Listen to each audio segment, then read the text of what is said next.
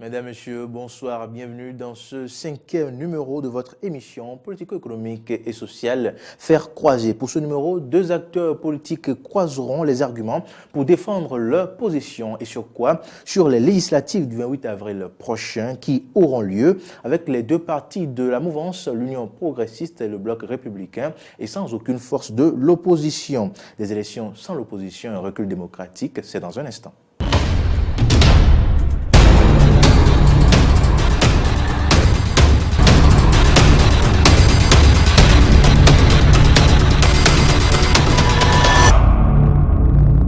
Eh bien, vous le savez, je l'ai dit à l'entame de cette édition, de cette émission, les élections législatives du 28 avril prochain auront lieu sans l'opposition le 1er avril. Le bloc de la majorité parlementaire constatait l'échec du consensus à l'Assemblée nationale pour des élections inclusives. Il accuse la minorité de dilatoire et invite les citoyens aux urnes. Dans la soirée du même jour, réunis au palais de la Marina par le chef de l'État, les présidents d'institutions décident sans autre forme de procès de la poursuite du processus électoral. Une décision entérinée le lendemain 2 avril en Conseil des ministres. L'opposition, elle, dénonce une complicité entre le triumvirat mouvancier, député de la mouvance, président de la République et chef de l'État, président d'institution et chef de l'État, Patrice Talon, pour opérer un coup de force contre la démocratie. L'opposition, elle jure et promet qu'il n'y aura point d'élection sans elle. Des élections législatives sans l'opposition, un recul démocratique, c'est autour de ce thème, bien évidemment, que tourneront les échanges de ce jour en toute responsabilité. Et pour en parler, j'ai à ma gauche Lukman Tidjani, membre du Bloc républicain. Lukman Tidjani, bonsoir. Bonsoir à vous, bonsoir à vos amis téléspectateurs. À ma droite et en face de vous, j'ai Saliou Adamon, qui est membre de l'opposition. Monsieur Saliou, bonsoir. Bonsoir, monsieur le journaliste. Eh bien, entrons dans le vif du sujet. Le consensus au Parlement a échoué. Les députés du bloc de la majorité parlementaire ont informé l'opinion publique nationale et internationale de ce que les élections législatives auront lieu à bonne date, c'est-à-dire le 28 avril 2019. Vous, membres de cette majorité parlementaire, comment appréhendez-vous cette position, Lukman Tidjani? Non, je pense que c'était une position qui relatait à l'opinion publique le constat de ce que, en dépit de la volonté manifeste du chef de l'État, en dépit de la volonté des acteurs politiques de la mouvance présidentielle, nous n'arrivons pas aujourd'hui à trouver la formule pour faire en sorte que nos amis de l'opposition puissent compétir au même titre que nous. C'était un constat qui, pour tout Béninois, devait manifester de l'amertume. L'amertume parce qu'on ne pouvait pas s'attendre à ce que 83 députés, 83 personnalités qui aspirent encore ou qui pendant 4 ans ont représenté des millions de Béninois ne puissent pas trouver un terrain d'entente pour faire en sorte que nous sortons davantage grandis de l'impasse politique dans laquelle ils ont été les mêmes acteurs à nous mettre. Je pense que nous devons nous réjouir de ce que le défaut du consensus ne nous amène pas aujourd'hui à remettre en cause l'ordre constitutionnel établi dans notre pays. Nous avons recherché le consensus n'a pas été trouvé, les responsabilités ont été situées. Donc cela ne devait pas nous amener à remettre en cause l'ordre constitutionnel. L'ordre constitutionnel est là aujourd'hui. Nous irons aux élections le 28 avril, malheureusement sans non seulement nos amis de l'opposition, mais aussi sans beaucoup d'alliés, parce que nous avons des alliés de la mouvance présidentielle, en l'occurrence le PRD, l'UDBN et quelques autres partis de la mouvance présidentielle qui auraient voulu être avec nous, que nous aurons voulu avoir avec nous pour conforter aujourd'hui la majorité présidentielle au Parlement, que nous aurons à avoir avec nous pour porter le message de ce que les réformes qui ont été engagées depuis 2016 par le président Patrice Talon sont des réformes prometteuses, sont des réformes justifiées. Mais malheureusement, nous serons peut-être deux sur le terrain à aller porter ce message. On aurait voulu avoir ces alliés avec nous. C'est un constat. Nous allons aller comme ça pour le 28 avril et nous demandons aux autres de se préparer pour 2020 parce qu'il n'y a pas que 28 avril 2019. 2020 sera une occasion pour eux pour passer aussi le message. Et vous, Saliou Adamou, quels sont vos sentiments face à cet argumentaire? Merci beaucoup, monsieur le journaliste. Vous savez, nous sommes dans un pays démocratique, n'est-ce pas? Et notre loi fondamentale, à son article 2, a dit « La République du Bénin une et indivisible, laïque et démocratique, n'est-ce pas? Et que son principe est le gouvernement du peuple, par le peuple et pour le peuple. Vous n'êtes pas sans savoir que cet article-là est égratigné aujourd'hui par le gouvernement en place, parce que le gouvernement en place est dans la logique, en fait, de diviser le Bénin en deux. De diviser le Bénin en deux parce que nous avons une devise. Et notre devise dit, monsieur le journaliste, écoutez-moi, pas tout de suite affirmer que le gouvernement d'un pays a l'ambition, a un projet de diviser le pays en deux. Non, c'est pas l'ambition. Nous ne pouvons pas permettre que ces propos soient écoutez, monsieur le journaliste, laissez-moi finir. Je vous laisse aller au bout. Comprendre. Mais déjà, ce que le gouvernement ne conduit pas le processus électoral, c'est la Commission électorale nationale autonome et bien d'autres institutions. Le président de la République n'est pas seul impliqué. Donc, nous n'allons pas tout de suite dire que le président, que le gouvernement a l'ambition de diviser le pays en deux. Je vous laisse parler. Salut, Adam. Merci beaucoup, monsieur le journaliste. Il ne faut pas, de temps en autre, arrêter quand même le train dans lequel je me suis mis pour apporter plus de clarification au peuple béninois. Parce qu'aujourd'hui, il n'y a que du dilatoire qui se dit, surtout au sein de la majorité présidentielle, au sein des députés du bloc du BNP, du bloc de la majorité présidentielle. J'étais en train de dire tantôt, parce que vous n'êtes pas sans savoir que nous avons une opposition à l'Assemblée nationale et nous avons la mouvance. Et notre devise sur laquelle se repose la République du Bénin, c'est quoi? C'est fraternité, justice, travail. Et nous avons deux piliers sur lesquels la République du Bénin aussi se repose. Lesquels piliers sont le pluralisme démocratique et le libéralisme économique. Aujourd'hui, ce pluralisme démocratique n'existe plus. Ça a été tué, j'allais dire. Parce que vous aviez posé la question à savoir, est-ce un recul démocratique? Ce n'est même pas un recul démocratique. Nous en viendrons. Mais déjà, la première question de savoir déjà, après cette conférence de presse du bloc de la majorité parlementaire qui a constaté l'échec du consensus et a invité les citoyens aux urnes. Comment avez-vous appréhendé cela? Non, vous savez, c'est un plan que les députés de la majorité présidentielle et le gouvernement avait proposé entre-temps. Et c'est ce plan-là qui a été mis en œuvre jusqu'à ce qu'on nous parle de l'échec d'un consensus. Parce que nous avions dit entre-temps que les réformes sur la charte des partis politiques, les réformes sur le nouveau code électoral, ce sont des bonnes réformes, nous ne refusons pas. Mais les solutions à apporter sont des solutions biaisées, sont des solutions erronées. Mais les gens se sont entêtés. Et voilà, aujourd'hui, nous sommes dans une impasse qui ne dit pas son nom. Nous sommes dans une crise électorale qui ne dit pas son nom. Et ce consensus, comment ça va être fait? Nous l'avions dit que la clé de sortie de crise se trouve chez le président de la République. Parce que les députés de la majorité présidentielle, sachant très bien que sur le terrain, ils ne sont pas aimés par le peuple béninois et voilà qu'ils sont déjà sur la liste. Et que, même s'ils ont été favorisés par la Sénat pour que leur liste soit retenue, c'est des gens qui ne sont plus prêts à ce qu'on puisse retirer leur nom. Donc c'est humain. Ce que les députés font, les députés de la majorité présidentielle font, c'est humain. Il faut les comprendre. D'autant plus que le chef de l'État sait très bien qu'il va falloir que c'est lui qui puisse sortir la clé pour finir avec cette impasse électorale, avec cette crise électorale. Il a envoyé vers les députés qui ne peuvent rien faire. Raison pour laquelle vous allez constater qu'ils n'avaient même pas fini d'échanger entre eux. Et Jean-Michel Abimbola vient lire un communiqué. Et ce communiqué qui est signé même pas sur les 62 députés qui sont avec Patrice Talon pro Talon, c'est 32 qui ont signé. Et ils sont restés sur ça et nous en sommes là aujourd'hui. Lorsqu'ils avaient commencé à parler de consensus, j'ai dit que ça c'est ce plan-là. Et ce plan-là est en train d'être déroulé. Le président de la République, la clé est dans ses mains, mais en train je sais pas, de contourner le peuple béninois, en train d'aller à un niveau où un jour il dira j'ai fait ce que je peux, mais ça n'a pas abouti. Moi je dis le président de la République n'a encore rien fait. Et que c'est encore possible, même si les gens pensent qu'ils doivent aller aux élections eux deux, ce n'est même pas deux partis politiques, c'est un seul parti politique divisé en deux. Ce n'est pas deux partis politiques.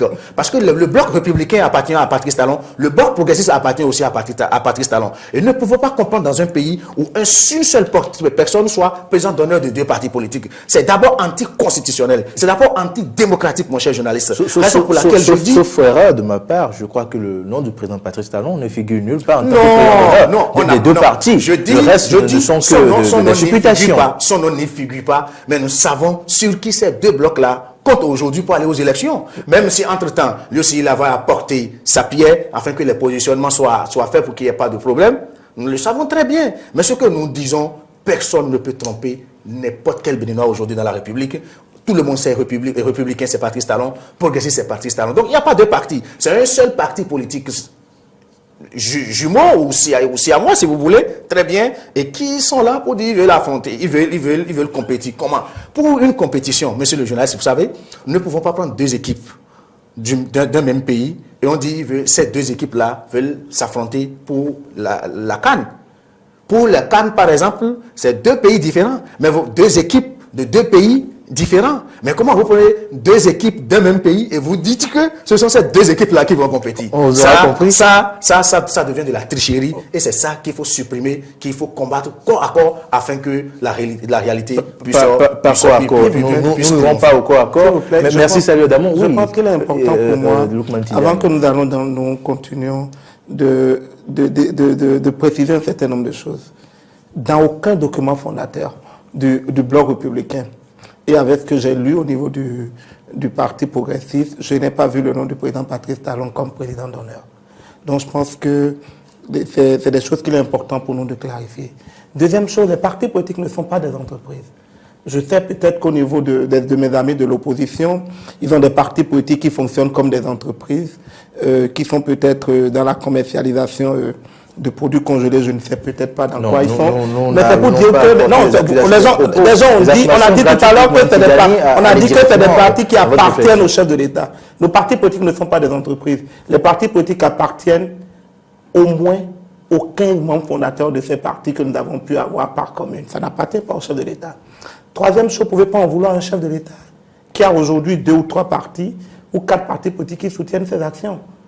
Il est de son droit d'accepter d'accompagner des partis politiques qui accompagnent les actions de son gouvernement. Il est membre fondateur d'aucun parti politique, il est financier d'aucun parti politique, il n'est membre d'aucun parti politique. Mais si les partis acceptent d'accompagner son action, pourquoi vouloir jeter des pierres? On a vu de par le passé des partis politiques qui ont accepté d'accompagner des actions du gouvernement et qui se sont mués pendant 10 ans en alliance politique pour devenir aujourd'hui un parti politique. Pour ne pas les citer les FCBE. Pourquoi vous pensez qu'aujourd'hui que le Bloc républicain, le Bloc progressiste sont des propriétés privées du chef de l'État?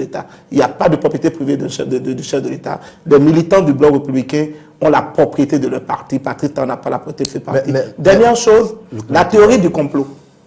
Nous vous avons dit depuis 2 ans d'arrêter de faire entretenir cette théorie du complot. On a tout le temps dit il y a un complot. Même quand la mouche passe, on dit c'est un complot du chef de l'État. Quand un véhicule passe, on dit ça c'est le complot du chef de l'État. Les partis de l'opposition sont restés pendant 2 ans à alimenter cette théorie du complot, à voir ce qui était objectif et à tourner le doigt à l'objectivité. Quand on a commencé avec les réformes du système partisan, je vais vous rappeler, la presque totalité des candidats aux élections présidentielles de 2016 ont mis dans leur projet de société, parce que j'ai eu l'occasion de lire les projets de société de presque tous les candidats, qu'il était important d'aller vers les réformes du système partisan. Le chef de l'État vient, il opère, il lance le processus de réforme du système partisan. On dit ça c'est un complot. On refuse. On ne prend pas le temps d'apprécier l'objectivité du processus. On est allé vers l'achat des partis politiques. Nous l'avons dit plusieurs fois. L'achat des partis politiques n'a pas été voté sans les partis de l'opposition. Sur le complot généralisé, nous revenons sur donc cela. Donc qu'on arrête d'alimenter l'opinion avec la théorie du complot. Sur l'échec du consensus, Saliou Adamon disait tout à l'heure que cela ressemblait à un plan bien ficelé par le chef de l'État et les députés de la majorité parlementaire. Est-ce qu'il n'y a pas de crédit à ce qu'il dit quand on sait que les députés de la majorité parlementaire ont tenu mordicus? Est-ce qu'il y a révision de la Constitution pour aboutir à un consensus alors que la minorité parlementaire a refusé, a rejeté cette révision-là? Est-ce que les députés du BMP ne pouvaient pas se passer de cette révision constitutionnelle et simplement adopter les lois modificatives dérogatoires à l'achat des partis politiques au code électoral? Vous avez parlé de recherche de consensus. Le consensus, c'est quoi? Le consensus, c'est que chacun met sur la table ses prérogatives et à travers des discussions, à travers un dialogue surtout franc, on essaie de voir ce qui arrange les deux camps, ce qui va dans l'intérêt collectif. C'est vrai qu'il y a eu des consultations d'éminentes personnalités juridiques et qui sont venus dire qu'on pouvait aller vers des élections inclusives, ça aller vers la modification de la Constitution, mais nous sommes sur un terrain de la réelle politique. quand les députés de la mouvance présidentielle proposent aujourd'hui pour sortir de la crise un certain nombre de solutions, et que dans cette recherche du consensus, il est important que les amis de l'opposition aussi fassent profil bas.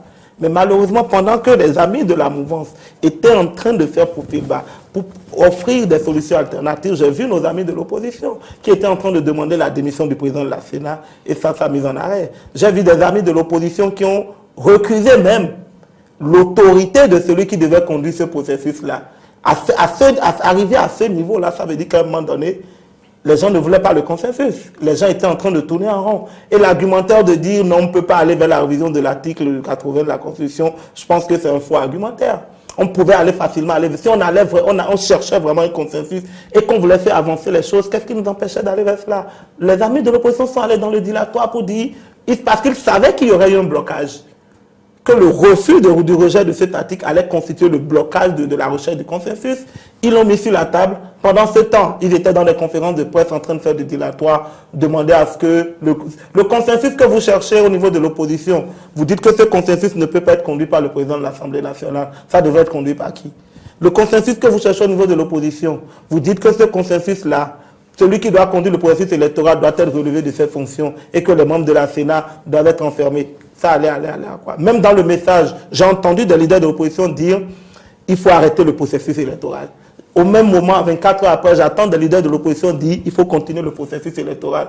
Il y avait du dilatoire, on ne savait même, il n'y avait même pas un langage franc au niveau de nos amis de l'opposition. Au niveau de la mouvance, les forces politiques de la mouvance ont montré leur ouverture d'esprit. Et vous voyez encore, il y a moins de 24 heures, on a eu un éminent député, la mouvance qui a montré encore que rien n'est encore perdu, que la porte est encore ouverte à l'ouverture de la prochaine session ordinaire. C'est pour dire qu'au niveau de la mouvance, nous recusons toute cette théorie du complot, tout ce dilatoire fait croire que nous n'avons pas la volonté d'aller aux élections avec eux. Nous ouvrons toujours la porte. Si les amis d'en face sont prêts et qu'ils sont vraiment préparés, on va aller aux élections avec eux. Mais visiblement, ils ne sont pas prêts. Ils sont dans le viol de la foule par la propagande politique. Merci, Lukman Tidjani. Salut Adamou. Est-ce que l'opposition a manqué de volonté, d'inspiration, en rejetant, sans autre forme de procès, la révision de la Constitution pour aboutir au consensus? Est-ce que l'opposition ne devrait pas accepter la révision d'un article, l'article 80, je crois, pour permettre le consensus pour sortir le pays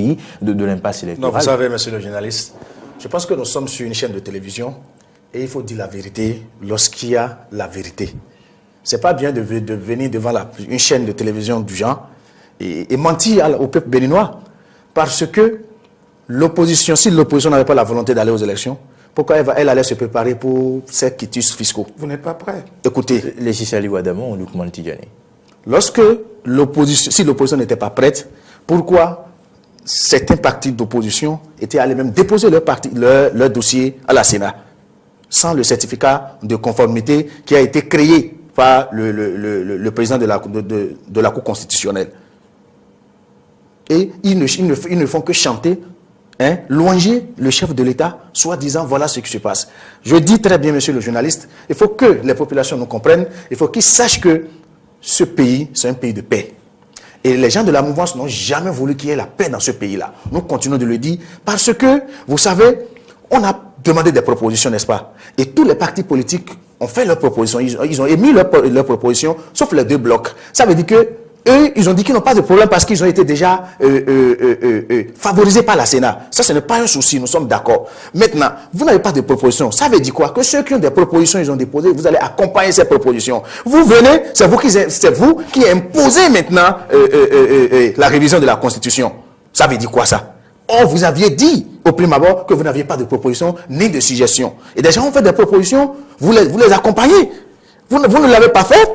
Et vous dites, il faut nécessairement, vous savez, la révision de cet article-là, ça a été proposé par le chef de l'État. Vous avez oublié, lorsqu'il avait rencontré ces partis politiques-là qui sont pro-talon, qu'est-ce qu'il a dit? Il dit, même si vous voulez aller à la révision de la Constitution afin qu'il y ait consensus, qu'il est preneur. C'est le chef d'État qui l'a dit. Aucun membre présent ce jour ne l'a dit. Aucun président de ces partis politiques n'a dit. Le mot, cette expression est sortie du président Patrice Talon. Et vous pensez que c'est la volonté des députés? Vous aviez échoué pour la première fois pour la révision de la Constitution. Pour la deuxième fois, vous avez échoué. On devait aller au référendum. Vous êtes d'accord parce que ce qui vous irrite aujourd'hui sur le terrain, c'est parce que vous êtes impopulaire. Et vous êtes d'accord, vous n'avez pas organisé le référendum. Maintenant, vous créez des problèmes pour aller nécessairement à la révision de la Constitution. Comment réviser une Constitution à cause d'un seul article? Si nous voulons réviser une Constitution, ça s'asseye. Et on discute. Et les articles qui doivent être révisés ensemble, dans ce qu'on appelle la consécratie entre griffes, on puisse gérer. Mais à cause d'un seul article, vous voulez réviser la Constitution pour dire il le faut nécessairement avant d'aller au consensus. Ça, c'est du faux et c'est un plan. Ça, c'est de la ruse même. Parce que eux-mêmes, ils l'ont dit, nous allons gouverner ce pays par la ruse et la rage légalisée. Ils l'ont légalisé. Et cette ruse-là qui continue. Salut Adamo, c'est cette phrase, il faut replacer cette phrase dans son contexte. À la faveur de l'échec de la révision de la Constitution, le ministre de la Justice d'alors, Joseph Diogbenou, disait si la politique se fait par la ruse, nous allons la faire par la ruse. Si elle se fait par la rage, nous allons la faire par la rage. Ils ont proclamé qu'il faut la politique de la ruse et la rage. Non, et quand ils ont posé des conditions. Si c'est ainsi que ça se fait, nous allons faire ça ainsi. Il faut placer cette phrase dans son contexte pour permettre aux citoyens, aux téléspectateurs Monsieur le journaliste, comment, pourquoi, ça a été dit, dans quelles conditions? Écoutez, il a dit théoriquement, mais dans la pratique, c'est ce que nous constatons. Il a traduit juste cette théorie-là en pratique. Ça n'a pas changé. Donc il faut comprendre ce que nous disons. Il faut comprendre. Il continue de dire que nous ne voulons pas aller aux élections, nous ne voulons pas. Ça veut dire quoi ça? Dans un pays où eux-mêmes, je ne comprends plus. Vous êtes quelqu'un, un intellectuel. Je ne sais pas pourquoi Kérékou avait dit qu'il n'y a que des intellectuels tarés. Et Patrice Talon est venu dire qu'il n'y a que des incompétents dans le pays. J'ai compris que réellement ce sont ces incompétents-là qui travaillent avec lui. Jusqu'à ce que nous nous retrouvons. Écoutez, monsieur le journaliste, c'est lui-même qui l'a dit. Est-ce que c'est moi qui l'ai dit? C'est Patrice Talon qui a dit qu'au Bénin, il n'y a que du désert de compétences. Ce n'est pas moi qui l'ai dit. Et c'est parce qu'il y a désert de compétences que nous sommes en train de constater toute cette crise-là aujourd'hui, sur cette impasse. Tu as fait 3 ans de gestion du pays et on est incapable d'organiser une élection inclusive, une élection neutre, une élection sans aucune opacité. L'autre hier, moi j'ai jamais fait Yaïboni, l'autre hier avait fait une seule année, 2006-2007, il a organisé des élections inclusives. Si les élections n'étaient pas inclusives, est-ce que Patrice Talon serait président de la République? Ça veut dire quoi ça? Moi je pense très bien que ceux qui conseillent le chef de l'État, moi, ils ne lui disent pas la vérité. Moi, je n'attaque pas le chef de l'État. Non, du tout pas. Parce que c'est un humain, il peut se tromper à tout moment. Mais ceux qui l'entourent doivent lui dire les 4 vérités. Mais c'est eux là qui disent, tu es un homme fonce, ils peuvent rien fonce. Attention, parce que lorsqu'il va s'agir à ce qu'on aille répondre de tous ces crimes-là devant la Cour pénale internationale, ce ne sont pas ces conseillers, c'est toi. Nous n'irons pas là-bas. Non, nous n'irons pas là-bas. Nous n'irons pas là-bas. Nous prions, écoutez, nous prions à ce que ce qui se passe aujourd'hui ne nous amène pas là-bas. Sachez que très bien que le démarcheur de la mort, c'est la maladie. Et nous sommes aujourd'hui dans cette maladie. Et il faut faire tout possible pour guérir cette maladie. Sinon, elle pourra facilement nous amener vers la mort. Et c'est ce que nous ne souhaitons pas, monsieur le journaliste. Merci, Saliou Adamou. Le 2 avril 2019, les présidents d'institutions réunis au palais présidentiel par le chef du gouvernement, Patrice Talon, ont décidé de la poursuite du processus électoral. Lukman Tidjani, vous attendiez à cette décision des présidents d'institutions? Oui, je pense que le rôle des présidents des institutions, c'est de s'assurer à ce que la constitution de notre pays soit respectée. Et un peu plus tôt, en rencontrant les partis politiques, je voulais juste rappeler à mon ami que le chef de l'État a montré et a affirmé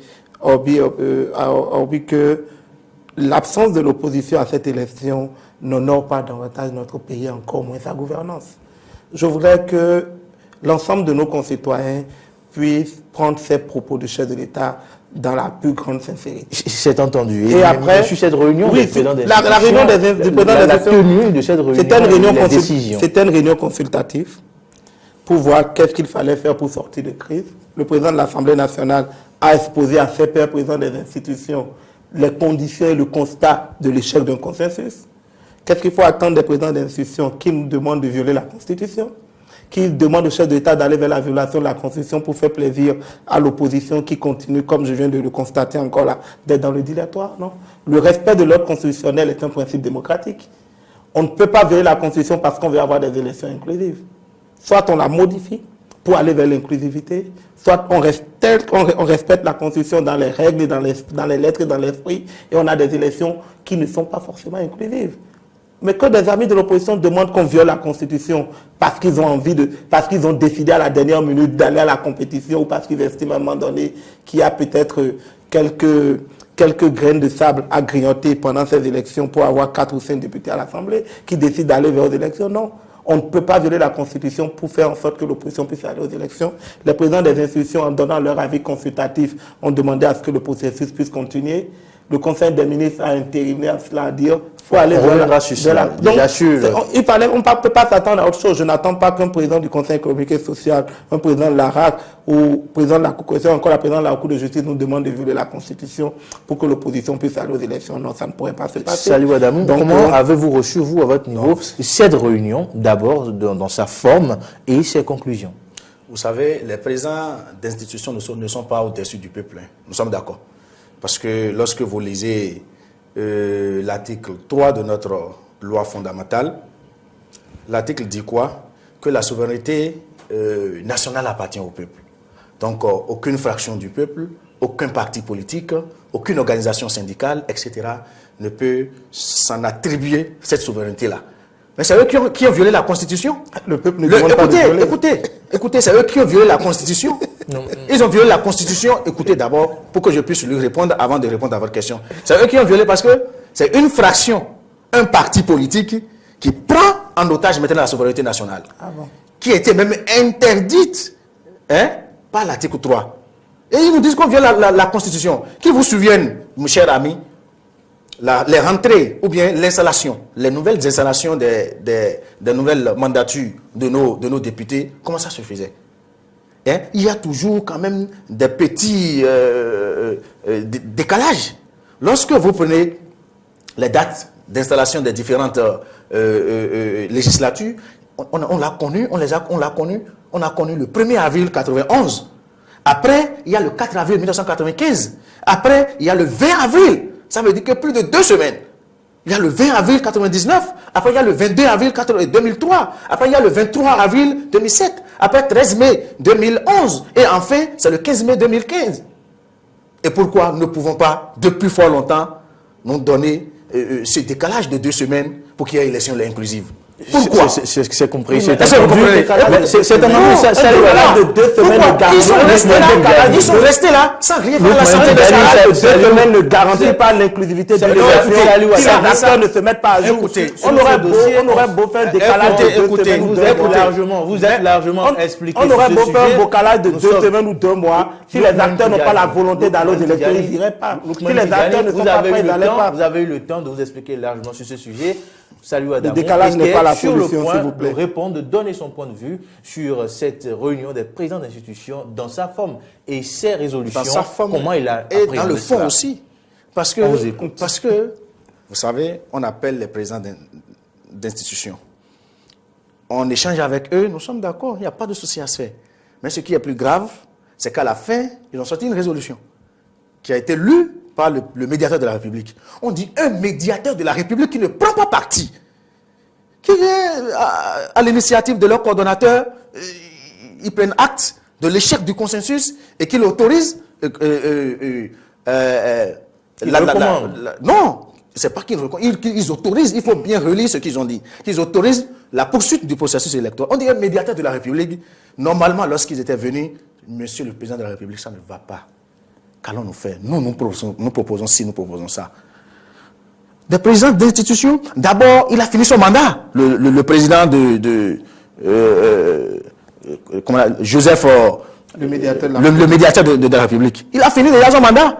Les 5 ans, il les a déjà finis. Et pourquoi c'est lui qui vient et dit à l'issue, monsieur le journaliste, vous savez, c'est un plan bien déterminé.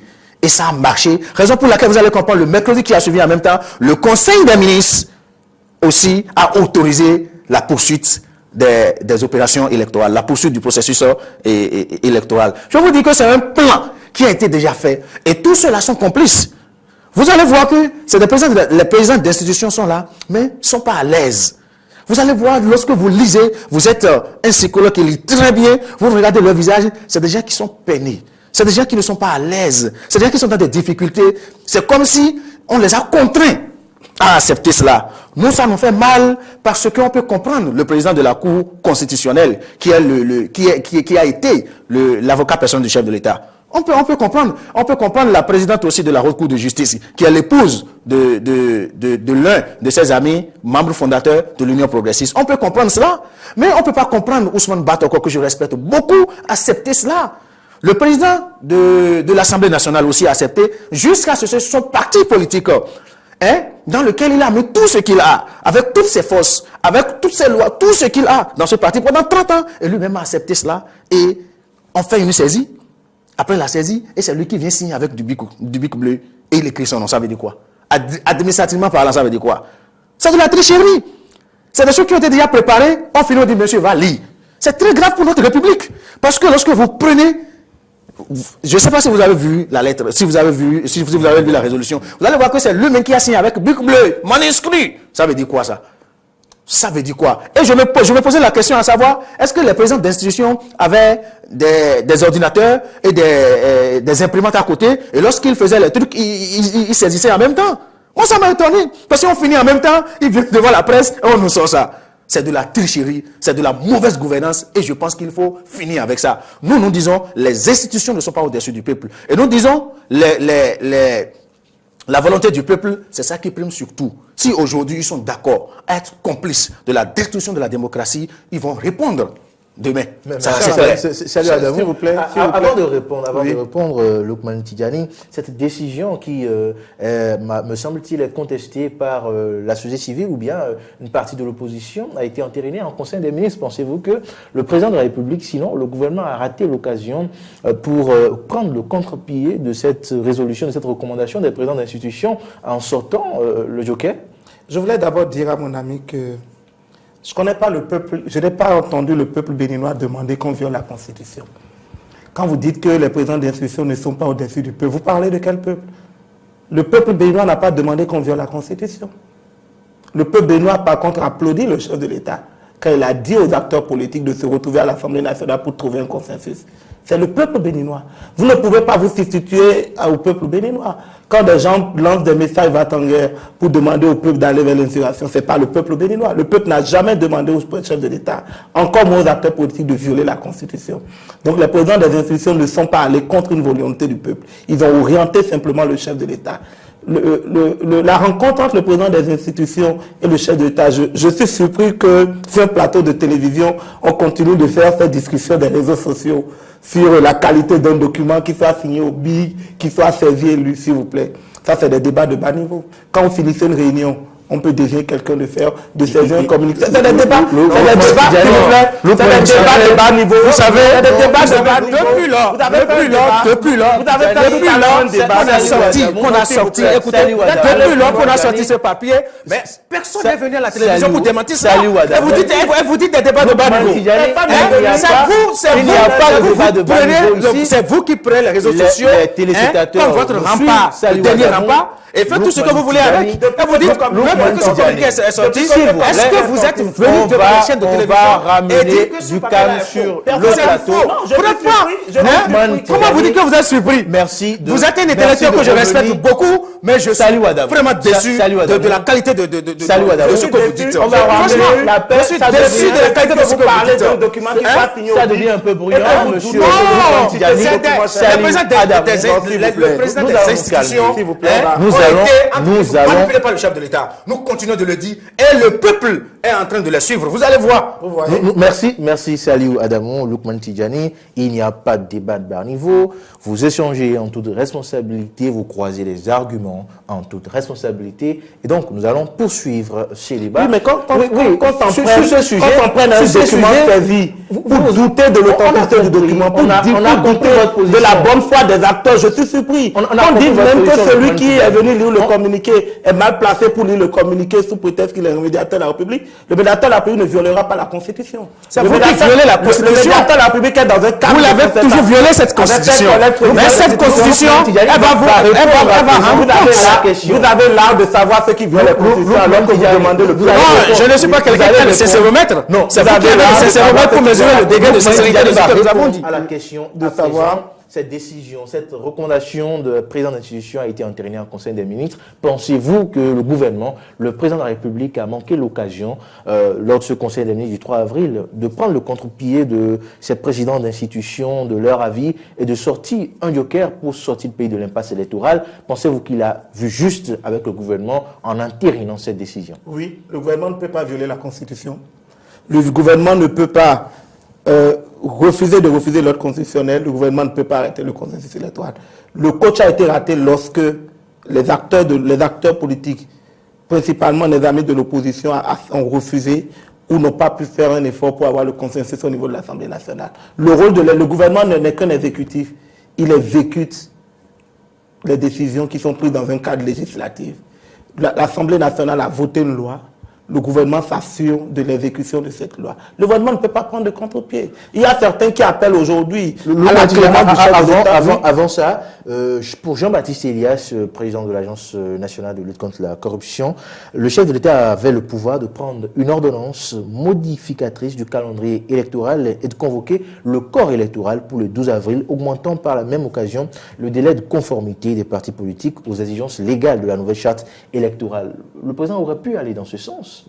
Je pense que la Constitution définit les conditions de prendre des ordonnances. On ne prend pas des ordonnances n'importe comment. Deuxième chose, j'ai dit tout à l'heure, qu'on prolonge le délai de 2 semaines ou 2 mois, si nous n'avons pas en face des acteurs qui sont de bonne foi, des acteurs qui veulent vraiment aller aux élections, qui sont prêts pour aller aux élections, on va toujours rester dans le même cycle. Donc, je pense que le cap le plus important à franchir, c'était le cap au niveau du Parlement. Une fois que ce cap a été raté, qu'on ne vienne pas s'en prendre aujourd'hui au président Patrice Talon. Il a la capacité de prendre une ordonnance. S'il ne l'a pas pris, c'est de ses prérogatives de ne pas les prendre aussi. Il renvoie les députés vers leur prérogative de s'asseoir entre 82 députés et de trouver un consensus. Ce qui peine à faire parce que 20 ou 17 personnes pensent qu'ils ont l'apanage d'être le peuple et constituent de nous mettre dans ce blocage. Aujourd'hui, ils vont se mordre le doigt, ils sont en train de se mordre les doigts. Nous sommes peinés aussi. Vous avez dit que les présidents des institutions sont peinés. Tout le monde est peiné. Même nous, au niveau des partis de la mouvance présidentielle, nous sommes peinés parce qu'on aurait voulu vous avoir sur le terrain pour voir quel est le message que vous allez passer. Parce que pendant 3 ans, on a passé un message de mensonge, de violation de peuple. On voulait voir ce que vous allez passer sur le terrain. On est peiné de ne pas vous avoir sur vos élections. Mais en 2020, le rendez-vous est là. Est-ce que vous pensez que le président a raté l'occasion d'aller dans le sens prescrit, sinon recommandé par Jean-Baptiste Elias de la ANC en prenant une ordonnance? Vous y croyez à cette solution? D'abord, avant cette déclaration de Jean-Baptiste Elias, d'autres lui avaient déjà fait cette proposition. Le chef de l'État est dans la posture de « laissez-moi aller là où je veux ». C'est dans cette posture le chef de l'État est. Et c'est ça qui fait marrer le peuple aujourd'hui. C'est ça qui peine à ce que cette République-là puisse reconnaître davantage ses lettres de noblesse. Vous comprenez? Le chef de l'État, s'il aimait réellement ce pays, c'est à lui de siffler la fin de la récréation. Il aime bien ce pays. C'est à lui de siffler la fin de cette récréation. Le chef de l'État n'est pas Dieu. Nous sommes d'accord. Le chef de l'État est un humain comme nous. Et c'est nous qui l'avions mis là. Et à tout moment, le fauteuil présidentiel, c'est le fauteuil du peuple. Ce n'est pas pour Patrice Talon. Et il est un locataire. Il finit ses 5 ans, il part, quelqu'un d'autre viendra. Raison pour laquelle nous disons, il n'a qu'à respecter le peuple. Je vous jure, si Patrice Talon respectait le peuple, nous n'allons pas venir à cette impasse politique aujourd'hui. Nous n'allons pas venir à cette crise aujourd'hui, à cette crise électorale là aujourd'hui. Et c'est pour ça que nous disons, il y a même des gens qui sont allés même sans genouiller devant le chef de l'État. Même Jean-Baptiste Elias a dit, Monsieur le Président, je m'engenouille devant vous. Faites ça pour sauver ce peuple. Quand même, il n'est pas Dieu, Monsieur le journaliste. Patrice Talon n'est pas Dieu qui nous comprenne, sauf si il a une autre idée derrière et que le peuple béninois n'en sait pas. Je le dis, dans son panne, il n'avait pas dit qu'il allait nous sortir des chats. Il n'avait pas dit qu'il y aura la crise électorale. Il n'avait pas dit qu'il y aura l'impasse électorale. Il n'avait pas dit qu'il allait bloquer les opposants. Il n'a jamais dit ça. Et au lieu de se contenter sur ce qu'il a dit dans son panne, il contourne et aller faire autre chose. C'est ça, le peuple béninois n'est pas d'accord aujourd'hui. Ils disent que les réformes sont applaudies par le chef et par le peuple béninois. Nous disons, on prend ça avec pincette. Maintenant, pour nous départager, allons aux élections. Si le peuple béninois saluait vos réformes, nous allons le remarquer dans les urnes. Si le peuple béninois ne salue pas votre vos réformes, on va le constater dans les urnes. Maintenant, vous bloquez l'opposition et vous dites que vous voulez aller aux élections et vous êtes dans la peine de ne pas voir l'opposition aller aux élections. Ce n'est pas paradoxal? C'est pas nous qui avons Ce n'est pas paradoxal. Lorsque vous faites des analyses correctes, lorsque vous faites le traitement de ces informations, vous restez dans la logique. C'est paradoxal. S'il vous plaît, c'est pas les C'est paradoxal. C'est pas nous qui avons mis des couacs dans vos dossiers. Non, vous savez, la difficulté que nous avons aujourd'hui, c'est le certificat de conformité. Pourquoi? Que le président de la Cour constitutionnelle avait rêvé. Et le lendemain, il a sorti qu'on appelle certificat de conformité pour nous bloquer. Et ce qui est encore plus grave, nos dossiers ont été confisqués par le ministre de l'Intérieur parce qu'à la FIA, on a tout fait. Mais le ministre de l'Intérieur a dit, je ne leur donnerai jamais cela. Est-ce qu'il l'a fait? Maintenant, si le chef de l'État avait une bonne intention, écoutez, si le chef de l'État était dans la posture, à ce qui est réellement la paix dans notre pays, la cohésion nationale, et il a commencé par ce consensus, il allait déjà oublier tout, régler le problème et montrer aux Béninois, je veux réellement la paix. Maintenant, il sort de ça, et puis il renvoie ça aux députés, soit disant, ce sont les députés qui ont bloqué les choses. Les députés n'ont rien fait. Le problème aujourd'hui, c'est le chef de l'État. Il a toutes les lois, pour arrêter vraiment. Vous avez parlé à l'instant du certificat de conformité Lukman Tidjani. Il y a ce sujet du certificat de conformité, Saliou Adamon l'a évoqué tout à l'heure, Lukman Tidjani. Lorsque les observations ont été faites à tous les partis et que les FCBE et les autres partis ont ramené, dans un premier temps, ont corrigé ces fautes-là, notifiées par le ministère de l'Intérieur, il y a eu, dans un second temps encore, de nouvelles observations. Une deuxième fois. Ces partis, dont les FCBE pour l'USL, les cas qu'on maîtrise le mieux, se sont conformés, avec l'UDBN aussi, se sont conformés à ces exigences-là, en déposant à nouveau leur dossier auprès du ministre de l'Intérieur, sinon du ministère de l'Intérieur. Jusqu'à aujourd'hui, qu'est-ce qui peut expliquer, Lukman Tidjani, que le ministère n'ait pas délivré leur certificat de conformité à ces partis-là, alors qu'ils se sont soumis à l'injonction, aux injonctions du ministère de l'Intérieur? L'étude d'un dossier pour aller avoir le certificat de conformité ne se fait pas juste à un clic de doigt. Vous savez, il y a un processus pour étudier les dossiers que vous avez envoyés. Étudier les dossiers, cela appelle à faire des enquêtes sur la véracité ou l'authenticité des pièces qui ont été fournies par les acteurs. Ces enquêtes vont se faire à un moment donné. Mais j'estime qu'aujourd'hui, quand vous parlez du certificat de conformité, ce n'est pas le ministre de l'Intérieur qui vous a empêché d'avoir des dossiers conformes. Quand à un moment donné, vous avez refusé de signer les procès-verbaux des assemblées généraux de vos partis politiques, ce n'est pas le ministre de l'Intérieur. Quand vous demandez au chef de l'État de mettre la balle à la tête, de demander qu'on vous donne le certificat de conformité, on ne va pas donner le certificat de conformité aujourd'hui à des partis politiques qui ont donné des dossiers qui ne sont pas conformes. On ne va pas prendre vos dossiers avec les imperfections, les ranger dans une cantine parce qu'on veut la paix, violer la loi. Accepter que vous ayez des dossiers qui ne sont pas réglementaires, vous donnez un certificat de conformité. Aujourd'hui, nous sommes dans un climat, aujourd'hui, il y a tout un méli-mélo, il y a beaucoup de choses qui se racontent. Dites au peuple, s'il vous plaît, au niveau de l'USL, au niveau des forces Cori pour un Bénin émergent, et au niveau des restaurants espoir, soyez sincères, dites au peuple ce que vous avez mis dans les dossiers. Dites au peuple pourquoi vous n'avez pas aujourd'hui les certificats de conformité. On crie, le chef de l'État n'a qu'à mettre la balle à terre pour vous donner un certificat de conformité.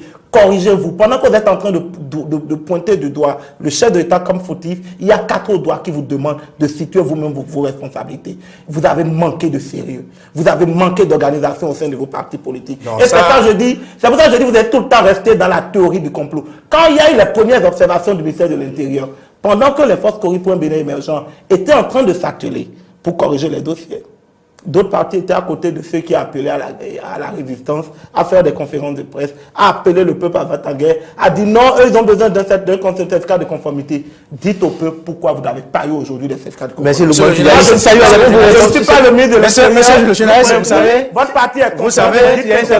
Votre parti est concerné. Votre parti est concerné. Dites sincèrement au peuple pourquoi vous n'avez pas le certificat de conformité. Et le ministre de l'Intérieur vous a dit. Monsieur le journaliste, vous savez, ils ont toujours le même langage. Et c'est ça qui fait que ce pays-là ne peut pas se développer. Écoutez, ils ont toujours le même langage. Je ne sais pas si on les rassemble quelque part et on leur dit voilà ce que vous allez dire.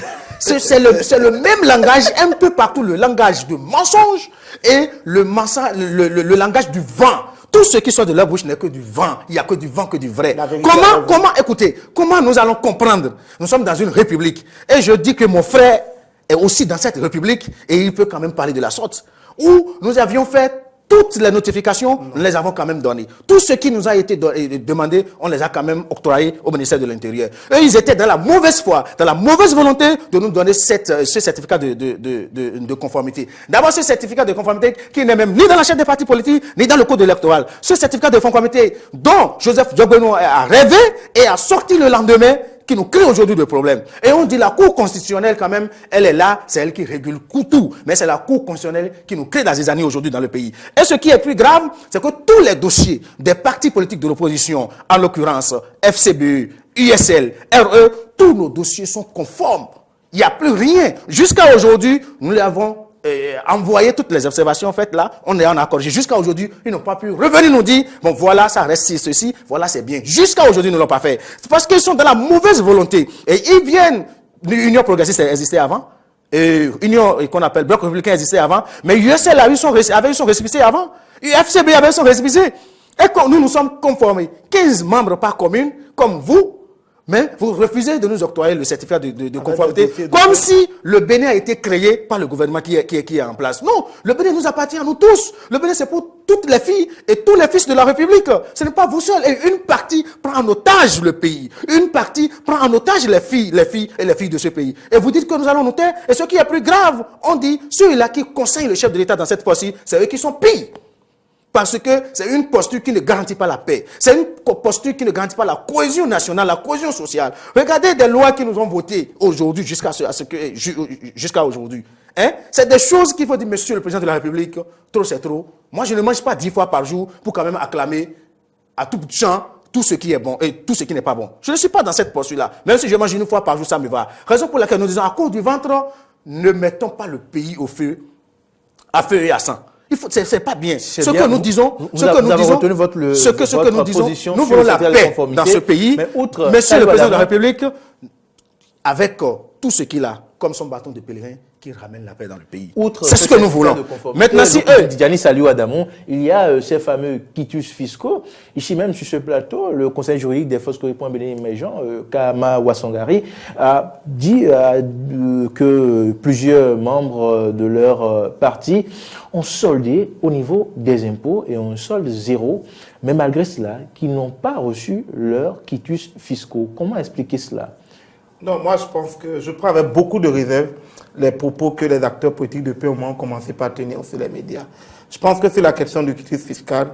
Je suis partisan de ceux qui estiment que le quitus fiscal doit être délivré à tous ceux qui sont en règle vis-à-vis de la République. Et quand des gens là sont en règle, que des gens ne soient pas en règle et qu'ils viennent devant les médias. Je ne dis pas que c'est le cas du Conseil juridique des forces correspondants émergents. Je ne dis pas que c'est totalement le cas de tous ceux qui l'ont pas. Il a cité l'honorable Dianotin, il a cité Komi Koutié, il a personnellement suivi ces dossiers, oui. Il s'est déplacé lui-même pour solder, selon ses dires, les dus de ces personnalités-là, avec solde zéro jusqu'à aujourd'hui. Ils n'ont pas leurs quitus fiscaux. Et il y a d'autres cas dans leur parti où, aujourd'hui, avec les réformes, dès qu'on tire le quitus fiscal, il y a en même temps la date d'impression de signature. Et puis, on observe qu'il y a des quitus qui ont été tirés qui ont été imprimés depuis un bon bout de temps, et que c'est à la clôture du dépôt des dossiers que ces quitus ont été délivrés, ce qui fait dire à ces gens-là que les quitus fiscaux ont été délivrés, signés, mais confisqués. Je pense que vous êtes un journaliste d'investigation, vous pouvez aller vers le directeur général des impôts pour savoir pourquoi il y a toutes ces anomalies. Et est-ce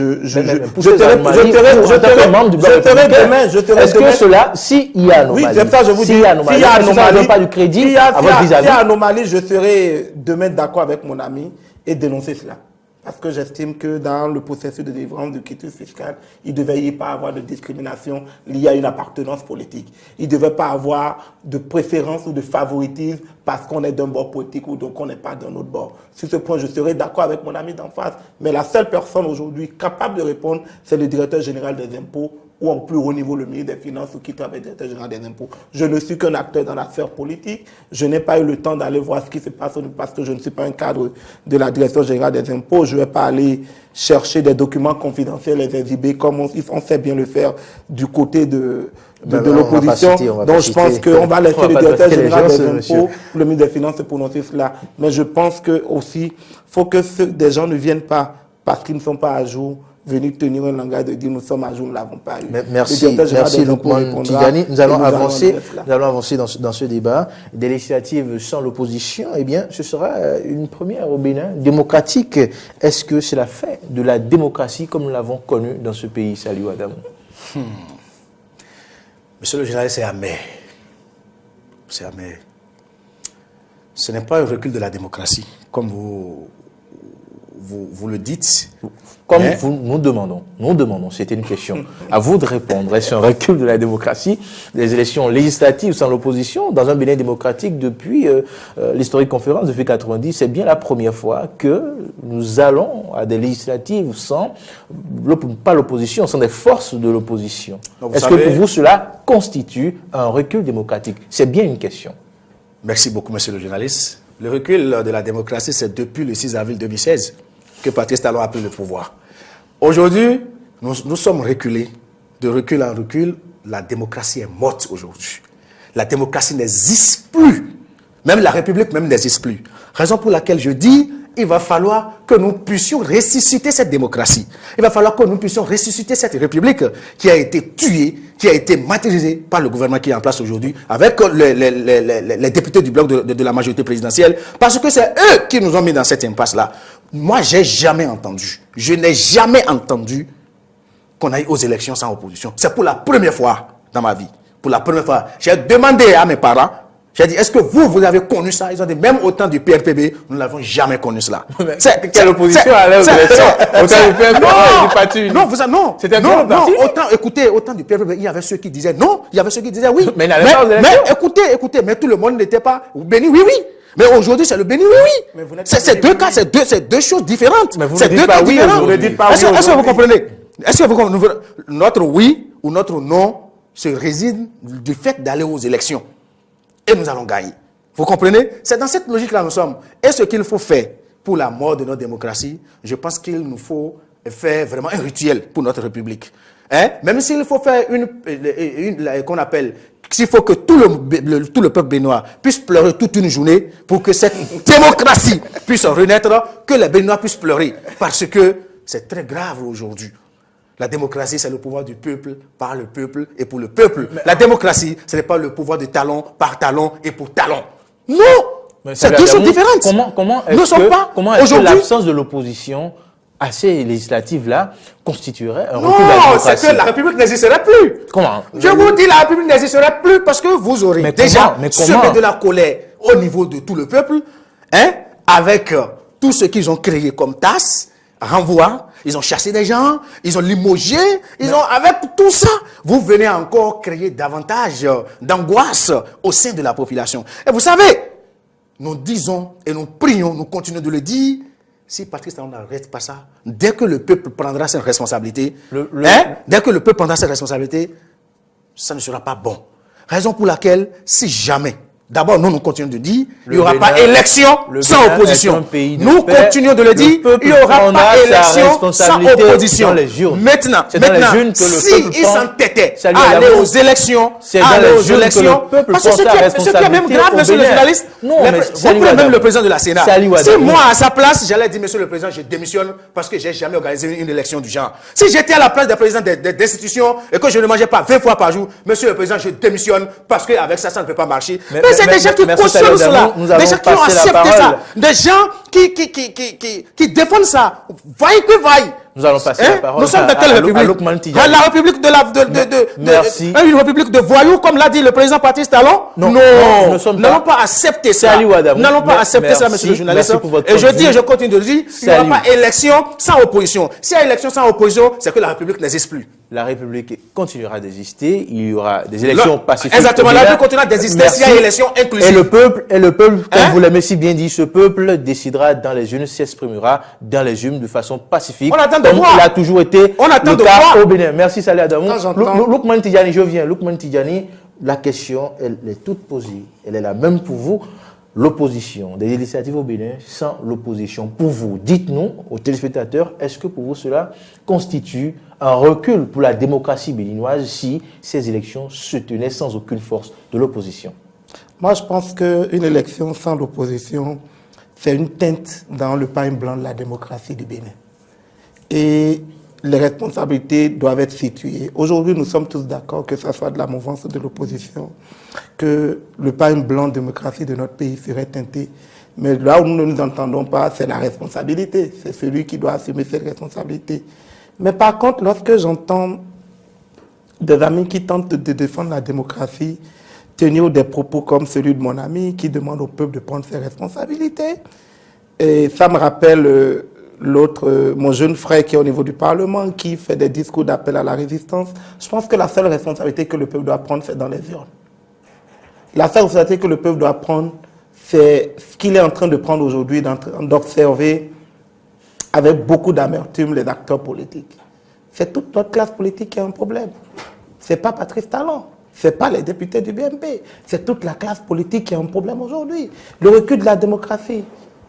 Nous avons eu des élections dans ce pays où ceux que vous soutenez, sans délivrer des cartes d'électeurs à des millions de concitoyens, sont allés aux élections, où on a proclamé à 2 h du matin un chaos, sans connaissance de la liste électorale, du corps électoral avant les élections. Ce chaos a eu lieu avec l'opposition. Nous laissons. Je le rappelle. Ce chaos a eu lieu avec l'opposition. Il faut comprendre ça. Non, je lui rafraîchis la mémoire, en fait. Je lui rafraîchis la mémoire. J'ai la mémoire aussi. Je lui rafraîchis la mémoire. J'ai la mémoire aussi pour vous rappeler aussi l'heure. Mais c'est pour vous dire aussi que une élection sans opposition, ce n'est pas la fin du monde. Il n'est écrit nulle part dans la Constitution du Bénin que l'opposition doit aller aux élections. À moins que vous ayez l'article de la Constitution qui le dit.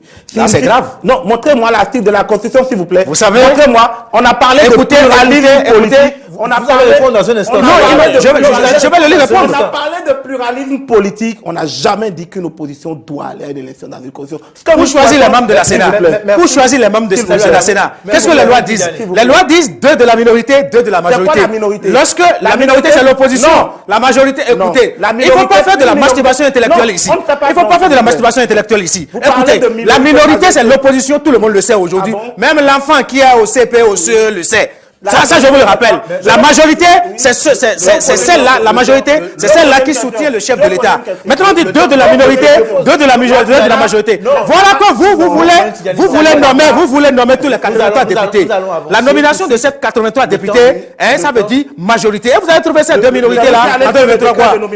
Nous disons, si vous allez aux élections sans l'opposition, nous voulons à ce que Patrice Talon fasse l'économie pour le peuple béninois. Parce qu'il va falloir qu'on puisse les nommer au Conseil des ministres en tant que ministre adjoint, au Parlement. Parce que le Parlement 2019, ce ne sera pas un Parlement, mais un prolongement du gouvernement. Il faut le dire, il faut expliquer aux uns aux autres. Ça ne va pas être un prolongement du ministre. Vous allez faire le décret dans la rue. Je ne suis pas de l'économie pour notre pays. Ça devient un peu trop brouillon. Salut Adamou. Nous allons avancer. Ministre au Parlement et on sait que le Parlement désormais c'est le prolongement le décret dans la rue comme vous ne savez que vous faites entendre dans la rue. Ce qu'on est en train de vous dire, qu'on est en train de vous dire, arrêtez de faire croire au peuple. La minorité et la majorité, ce n'est pas la mouvance. Merci Lukmani Tidjani. Au niveau du Parlement. Merci Lukmani Tidjani. Non, c'est bon. Lukmani Tidjani, je reviendrai vers vous. Salut Adamou. Ma prochaine question, elle est la suivante. Pour vous, si ces élections se déroulaient et que le bloc républicain, l'Union progressiste, arrivait à avoir les 83 députés en leur sein, peu importe la répartition entre les deux, pour vous, en quoi cela sera préjudiciable à la démocratie béninoise? À quoi devons-nous nous attendre? À une assemblée monocolore? Bien évidemment. Et quelles seront les conséquences pour vous? Non, pour vous, sur la République. Nous laissons Salut Adamou répondre. Moi, ça m'étonne, on dit bicolore. Les 2 partis appartiennent au chef de l'État et vous mentez devant la République. Les 2 partis sont des partis qui sont des partis talons. Vous cela en disant bicolore. C'est des intellectuels qui nous suivent. C'est des gens, écoutez. Des gens nous suivent. Arrêtez de dire que nous appartenons au chef de l'État. C'est un peu trop brillant. Arrêtez de dire que nous appartenons au chef de l'État. Répondons aux questions qui vous sont posées. Personne n'a Salut Adamou. La question est la suivante. Les 83 députés à quoi assisterons-nous? Revenaient au gouvernement du Patrice Talon, vous savez, ça sera. J'ai déjà dit que c'est la mort de la démocratie. Donc nous devons ressusciter cette démocratie. Ça veut dire quoi? Ça veut dire que les conséquences ou les inconvénients,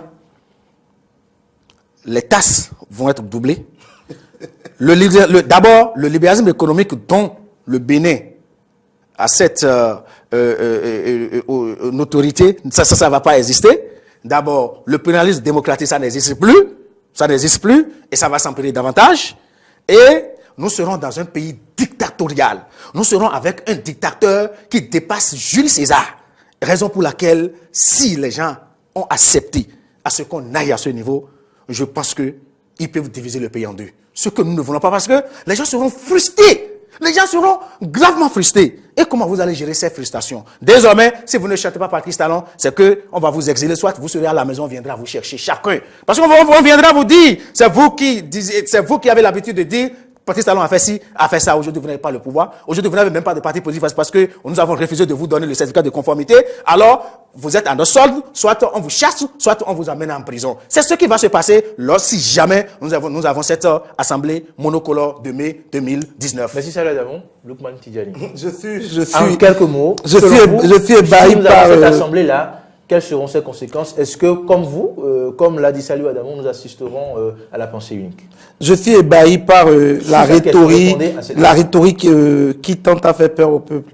Si nous avons un parlement comme celui que nous risquons d'avoir au lendemain du 28 mars, je l'ai dit, notre démocratie prendra un coup, mais les institutions continueront pas à fonctionner.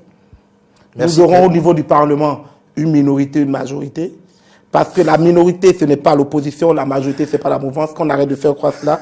Nous aurons une minorité, une parlement et une majorité. Il y aura des débats d'idées qui vont se faire. Arrêtez de croire que les partis politiques n'ont pas de conviction politique. Moi, je suis dans un parti politique qui a une conviction politique qui est différente. Nous reviendrons là. Non, il faut le dire, qui est différente de la conviction du parti progressiste. Ce n'est pas parce que nous sommes des alliés aujourd'hui que nous allons défendre les mêmes convictions. Deuxième chose, arrêtons de faire croire aux gens que Patrice Talon va doubler les taxes, qu'il y aura un recul d'habitude, s'il vous plaît, qu'il n'y aura pas de libéralisme économique. C'est un choix que nous avons fait. Nous sommes dans le libéralisme économique, encore que ce libéralisme économique aujourd'hui est en train d'être battu par des partis politiques qui se réclament quelquefois même du socio-libéralisme ou du socialisme. Je me demande même... Deuxième chose, quand on me dit que on aura un dictateur, vous utilisez des mots trop forts. Les gens ne comprennent pas le sens des mots qu'ils utilisent. Les gens parlent de dictature. C'est quoi la dictature? Nous sommes très loin de cela. Nous sommes très loin de cela. Vous parlez de liberté d'expression. Depuis 1 heure, vous et moi, nous sommes en train d'opiner sur un plateau de télévision. On ne vous a pas empêché d'opiner. Parce que vous êtes là? Non. Vous représentez le gouvernement. Salut. Vous représentez le gouvernement. J'ai vu des Béninois passer 2 heures de temps sur des chaînes de télévision qui appartiennent à des chefs de partis politiques, à flécher, à jeter des bâtons, à jeter des pierres au président Patrice Talon, mais ils n'ont pas été arrêtés. Arrêtez de dire qu'on aura une dictature. C'est vrai, nous aurons reçu un coup dans notre marche démocratique, mais je dis, ce n'est pas pour ça qu'il faut remettre en cause l'ordre. Une fois que l'ordre constitutionnel est respecté, allons-y. Nos amis de l'opposition, j'espère, parce qu'on a dit qu'il y a une porte qui sera ouverte peut-être lundi. Si la porte est ouverte, qu'ils saisissent. Si elle n'est pas ouverte, qu'ils soient des spectateurs joyeux et qu'ils attendent 2020. Une autre question pour vous taquiner un peu peut-être. On a vu des professeurs d'université rejeter la fatalité des élections sans l'opposition en proposant des pistes de solutions, des mécanismes constitutionnels. Mais ils ont été contestés avec une douce violence intellectuelle par le père qui ont justifié par la dictature des tests des législatives sans l'opposition. Certains ont même promis qu'ils iront aux urnes choisir entre les deux parties de la mouvance. Le Bénin est-il alors victime de ces intellectuels? Le Bénin a toujours été victime de ces intellectuels. Mais par contre, je ne suis pas d'accord avec vous lorsque vous parlez de... vous avez utilisé un terme très fort tout à l'heure. Je pense que des savants viennent de l'université partager leurs idées, que d'autres viennent aussi partager des idées contraires, qu'on arrête de penser que c'est de la manipulation, que c'est des gens qui ont été envoyés. Moi, j'estime que l'éclaircissement, la lumière vient de la contradiction. Aucun savant n'a la science infuse. Ceux qui pensent qu'on peut y aller sans révision de la Constitution ont défendu leurs idées. Ceux qui pensent qu'on ne peut pas aller sans une révision sont venus défendre leurs idées. C'est de cela qu'on aura la contradiction. Mais depuis des années, nous avons été victimes de nos intellectuels. Vous partagez de la classe politique. Salut, madame. Et c'est en cela j'accompagne le président Patrice Talon qui veut nous aider à aller vers des réformes politiques. On soit extirpé de ces intellectuels et acteurs politiques. Nous avons été victimes d'une partie de nos intellectuels. Il faut comprendre cela. Il faut comprendre cela. Ceux du peuple. Oui, nous avons été toujours victimes d'une partie de nos intellectuels. Et c'est ça qui est grave. Vous comprenez? Parce que j'ai suivi les 2 professeurs qui étaient venus défendre. Moi, je vous dis qu'ils sont venus réellement défendre la cause de Patrice Talon. Parce qu'il y a un dedans qui est conseiller à la Cour suprême. Oui. Après, il y a le maître Ibrahim Salami qui était contre. Mais un dimanche, il est revenu, se contredit lui-même. Je l'ai suivi. Ce n'est pas bien pour un intellectuel du genre. Vous qui nous enseignez à l'université et que vous dites un aujourd'hui, demain vous dites deux, qu'est-ce que nous allons, lors des compositions, les étudiants vont vous dire quoi? Il n'y a pas de science infuse. Merci. La loi est dynamique. Oui, mais La je loi suis est d'accord. dynamique, il n'y a pas de science infuse. Dans ce cas, il a dit que la loi est dynamique. Vous savez, la loi et son esprit sont évolutifs. Exactement. Et vous n'êtes pas sans savoir que dans une moindre mesure, il peut y avoir des problèmes qui peuvent survenir. Et dès que ces problèmes-là sont survenus, il va falloir donc que ces problèmes-là puissent susciter l'amélioration de la loi. Maintenant, vous avez voté des lois. Ça a suscité maintenant des problèmes. Maintenant, il faut revoir et vous dites non, il faut suivre la loi, il faut faire ci. Vous êtes d'accord avec moi que la loi et son esprit sont évolutifs. On vous dit le cadre réglementaire pour revoir. Le cadre pour revoir. Nous avons compris. Le cadre pour revoir la Constitution, vous avez dit non, vous ne voulez pas revoir. C'est fini. Le cadre pour revoir les lois, vous avez sur cette question, c'est terminé. Vous avez toujours triché. Sur cette question, c'est terminé. Sur cette question, c'est terminé. Lukman Tidjali, Saliou Adamou, sur cette question, c'est terminé. Nous allons terminer. Selon le député Rachid Igbedamansi, député de la mouvance présidentielle, tout reste possible. Rien n'est perdu. Le consensus peut être trouvé au Parlement à l'ouverture de la session ordinaire très prochainement. Lukman Tidjali, vous êtes de cet avis? Oui. Et je pense que les amis de l'opposition doivent se donner comme défi ces prochains jours de trouver vraiment la solution pour profiter de cette opportunité. J'ai comme l'impression qu'au niveau de l'opposition, il y a la résignation. Et que vous avez j'ai comme l'impression que le combat est perdu et que vous êtes en train de papoter en appelant le peuple. Vous n'irez jamais aux élections sans nous. Allez, quelque part. Saliou Adamou, nous revenons vers vous. Notre souhait, c'est d'aller aux élections avec vous. Notre vœu le plus cher, c'est d'aller aux élections avec vous et de vous battre. Maintenant, si vous n'êtes pas prêts, si vous êtes encore dans le dilectoire, vous n'allez pas aux élections. Nous irons aux élections parce que le Bénin n'appartient à personne. Saliou Adamou. Notre seul souhait, c'est d'avoir des élections apaisées. Avec vous ou sans vous, nous aurons des élections apaisées. Saliou Adamou, Lukman Tidjali vous recommande de saisir l'opportunité là. C'est à eux de saisir l'opportunité parce que le chef de l'État a promis. Vous savez ce que le chef de l'État a dit, ce qu'ils ont dit entre le chef de l'État et l'ancien chef de l'État, comment s'appelle, Nicéphore Dieudonné Soglo? De la bouche de Nicéphore Dieudonné Soglo, que le chef de l'État m'a promis qu'il y aurait des élections avec les lois qui lui ont fait venir.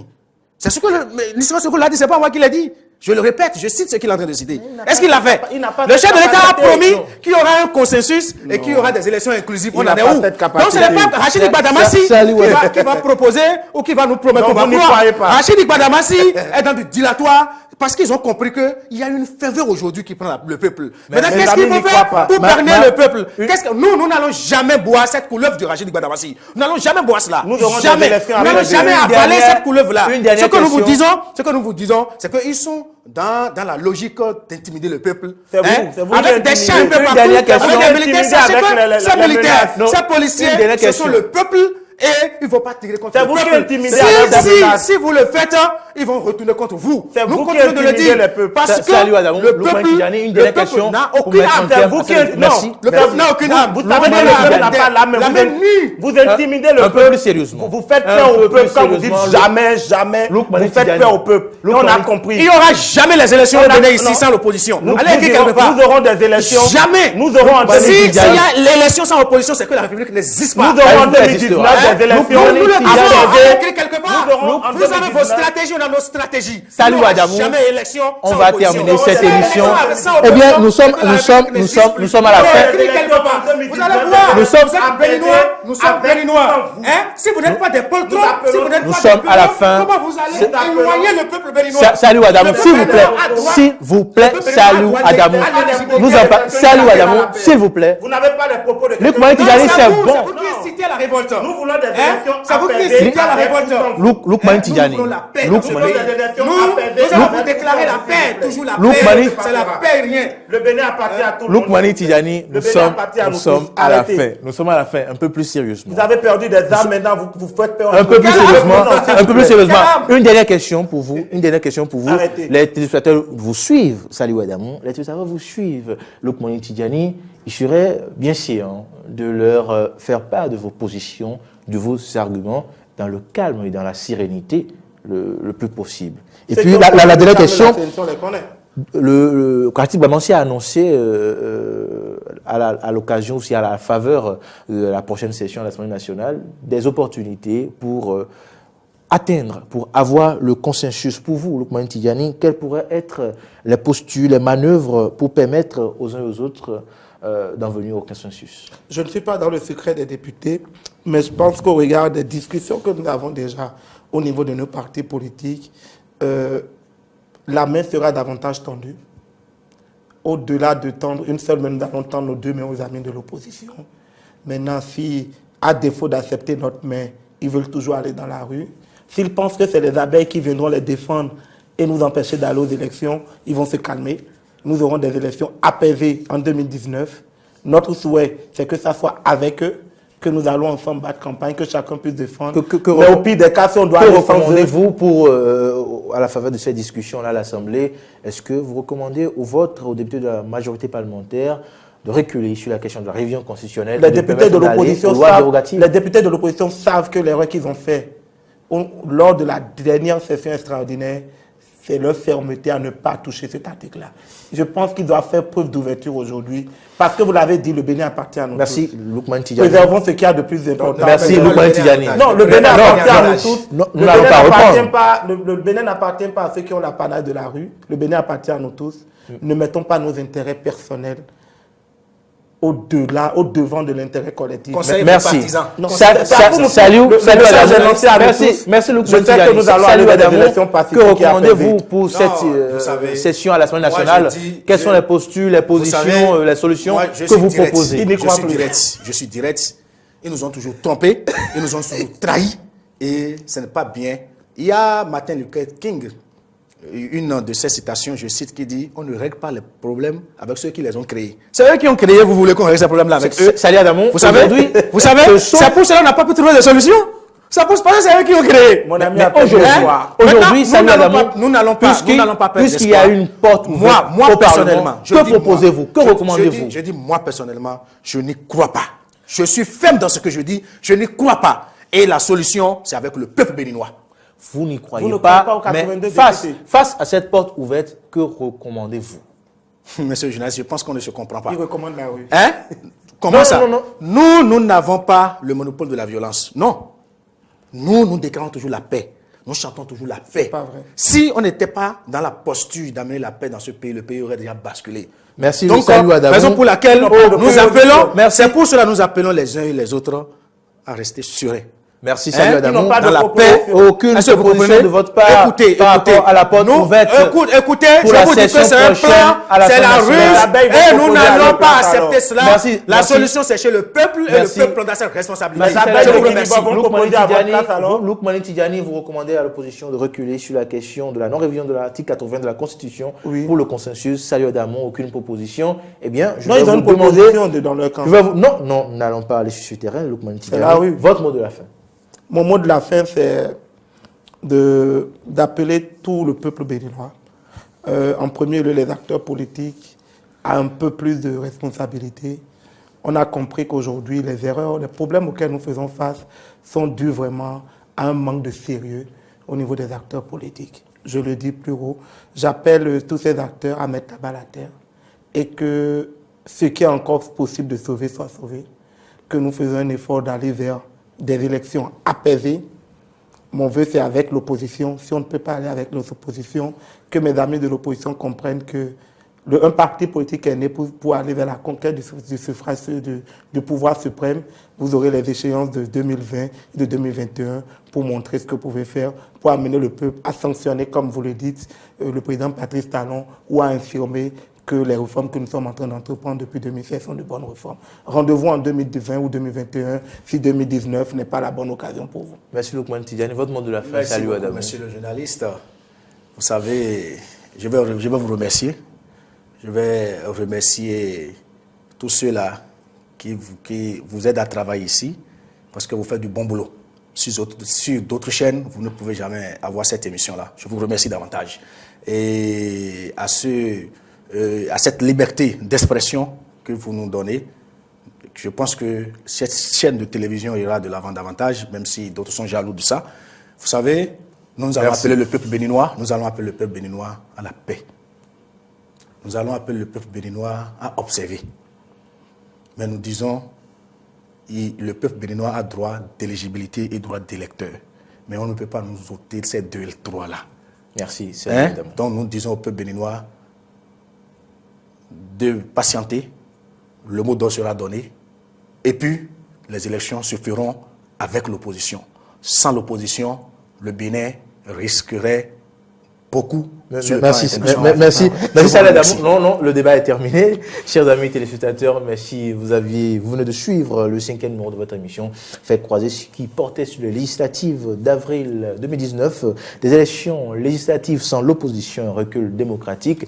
Nos deux invités ont répondu à cette question pour Lukmani Tidjani. Ce sera inévitablement une tâche dans la démocratie béninoise, mais ce ne sera pas la fin de la République. Et pour Saliou Adamou, membre de l'opposition, il le martèle, il le jure, il n'y aura pas d'élection législative au Bénin sans l'opposition. Eh bien, c'est ici que s'achève cette émission de Faire croiser. Merci de l'avoir suivi. Prenez le rendez-vous pour jeudi prochain.